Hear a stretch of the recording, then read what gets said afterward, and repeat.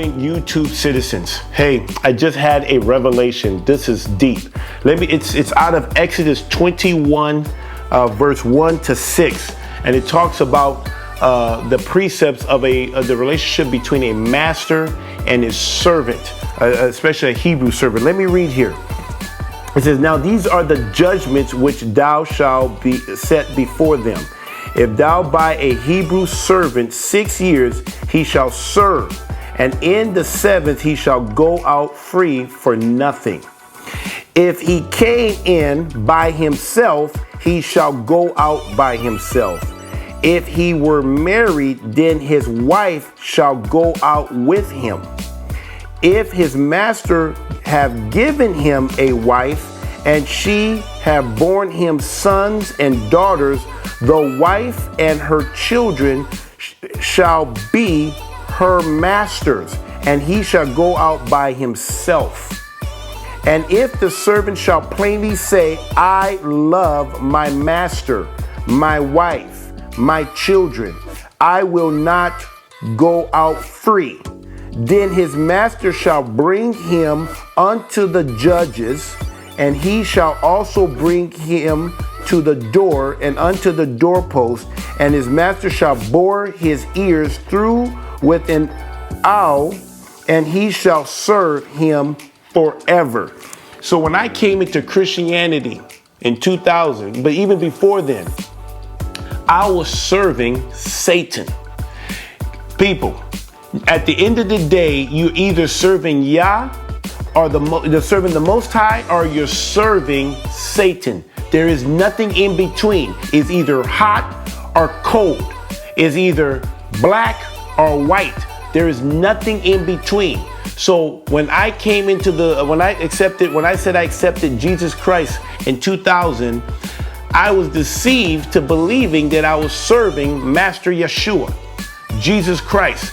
But in actuality, I was serving Satan, the devil, Hasatan. Let's not get caught up in the name here. So I was serving him. So when I came into Christianity, which is a satanic religion, when I came in there, I acquired my wife during that time. And in that relationship, I had children with her, 8 of them. And so then when I came into the truth, my freedom came. My time of visitation came just 2 years ago. You guys have been following my story. It just came 2 years ago when my visitation came, where I could be set free.